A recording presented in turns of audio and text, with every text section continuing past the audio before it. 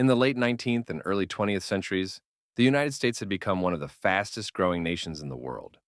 The 1920s were often called the Roaring Twenties, an age of wealth, technology, and confidence. Factories were booming, cars rolled off assembly lines, electricity and radios reached every home. Everyone believed the future would only get brighter. Ordinary people began investing in the stock market, hoping to become rich overnight. But behind the glitter of prosperity, the foundation was weak. The economy was built on loans, speculation, and artificial profits. Almost no one realized that this bubble could burst at any moment. Then came October 1929, a month that changed America forever. On October 24th, known later as Black Thursday, the stock market began to crash. In just a few days, share prices fell to record lows. People who had invested their life savings in stocks lost everything. Banks faced panic as crowds gathered to withdraw their money. But the banks didn't have enough cash. Many of them collapsed within weeks. Factories shut down. Workers were fired in large numbers. Farmers couldn't sell their crops and were forced to leave their land. By 1930, the situation had become unbearable. Millions of Americans were unemployed. Those who had worn suits to offices were now standing in soup lines, waiting for free food. Makeshift huts and shanty towns sprang up across the country.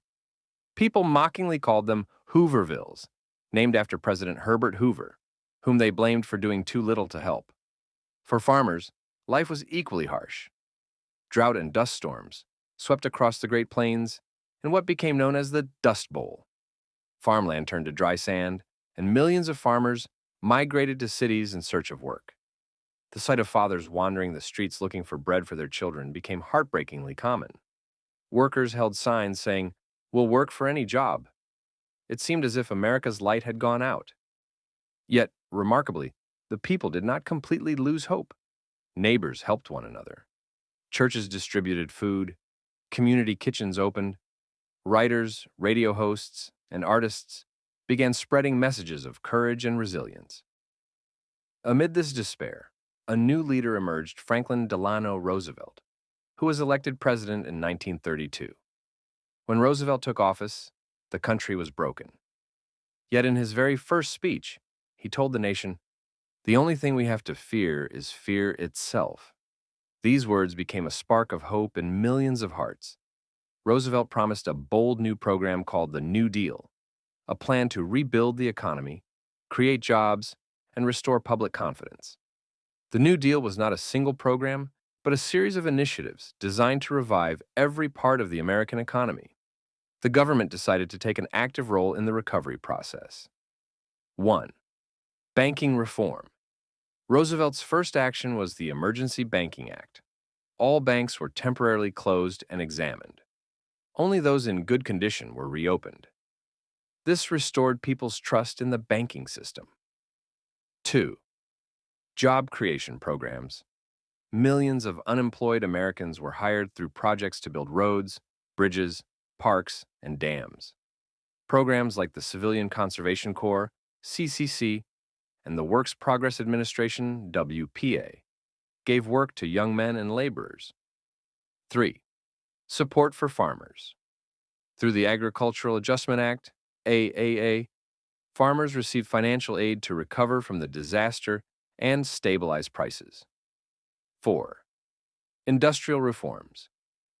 The National Recovery Administration, NRA, was created to set fair wages, reasonable working hours, and protect workers' rights.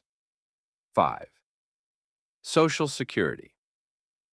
In 1935, the Social Security Act introduced pensions for the elderly, assistance for the disabled, and unemployment benefits, a system that still exists in the U.S. today. At first, people were skeptical, but gradually results began to appear. Jobs returned, wages improved, and businesses began to reopen. Roosevelt regularly addressed the nation in his fireside chats, friendly radio talks that made people feel the president was speaking directly to them, right in their living rooms. People's confidence began to return. Farmers plowed their fields again, factories restarted, and children smiled once more. The New Deal was not without controversy. Some said the government was interfering too much in private business. Others believed it wasn't doing enough. But Roosevelt stood firm. He believed that in times of national crisis, bold action was necessary. He once said, "If one plan doesn't work, try another. But above all, try something." That courage, the refusal to give up, became the spirit that drove America forward. By 1939, the American economy had largely stabilized. Complete recovery came later, during World War II, when industries expanded again to meet wartime demands. But the New Deal laid the foundation not only for economic recovery, but for a new national spirit. The most important change was psychological. People began to believe in their country and in themselves once again. This period in history teaches a timeless lesson. The American people lost everything. Banks failed, factories closed, farms vanished, yet they did not give up. Through patience, courage, and unity, they rebuilt what was broken. That is why the Great Depression became not only a story of loss, but also a story of rebirth, of how a shattered nation rose again to become the strongest economy in the world. History shows that every nation faces moments of crisis, times when everything seems lost. But those that face hardship with courage, hope, and unity always rise again. The people of the United States proved this.